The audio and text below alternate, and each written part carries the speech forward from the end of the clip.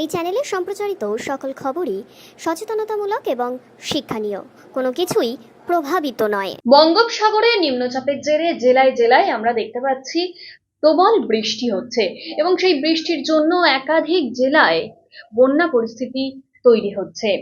পশ্চিম মেদিনীপুর জেলার চন্দ্রকোনা 1 নম্বর ব্লকের ধান ও পাট চাষিরা ভয়াবহ ক্ষতির আশঙ্কা করছেন। বৃষ্টির জেরে জল থেকে বাঁচতে শুরু করেছে খাল ও নদীগুলোর সঙ্গে যে মাঠের সংযোজন তা পরিষ্কার করা। সাথে সাথে সেই কারণেই বন্যা পরিস্থিতির সৃষ্টি হয়েছে চন্দ্রকোনার বিভিন্ন এলাকায়। জলের তলায় প্রায় 400 বিঘা জমির ধান ও পাট চাষের ক্ষেত। বড় ক্ষতির আশঙ্কায় চাষিরা। তাছাড়াও রাস্তার উপরে উঠছে জল, ডুবছে রাস্তা। প্রাণের ঝুঁকি নিয়ে রাস্তা পারাপার করছে গ্রামবাসীরা। দেখুন সেই ছবি।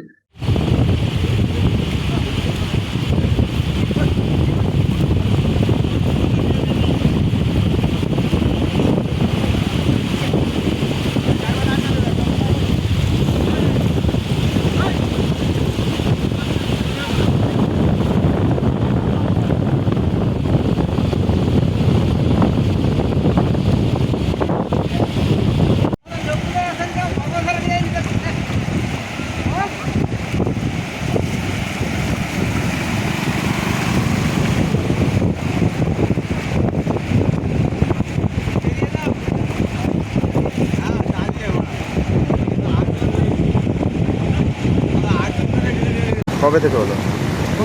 পরশুটা কম ছিল, কালটা বেশি হচ্ছে। কি কতটা ক্ষতি হতে পারে চাষে? 400 বিঘার মতো ক্ষতি হয়ে যাবে। জল কি বাড়ছে? হ্যাঁ, বাড়ছে এখন।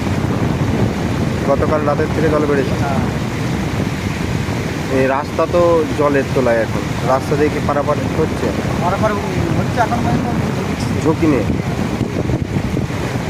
কি চাষের কতটা ক্ষতি হতে পারে আশঙ্কা করছে? হয়তো 400 বিঘার মতো ক্ষতি হচ্ছে। ধান নষ্ট হয়ে যেতে পারে। আপনার নাম? আমার নাম সত্যতা। বাড়ি? কৃষক।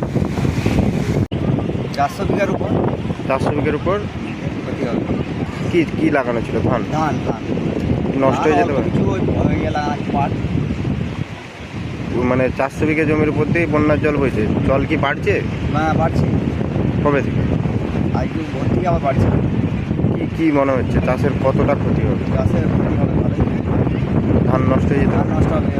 জলটা তো নিকাশি হবে না, পোলটা উঁচু হয়ে গেছে। অতএব জলটা দিকে দিকেভাবে মরবে, মানে ধানটা অনেকটাই পছন্দ হচ্ছে। রাস্তার উপরেও তো জল উঠেছে। হ্যাঁ, রাস্তার উপরেও জল। সাধারণ মানুষ কি পারাপার করছে? পারাপার তো প্রায় বন্ধ। মানে যারা করছে ঝুঁকি নিয়ে। হ্যাঁ, যারা করছে কিছু রিক্স। নাম? নাম জানতে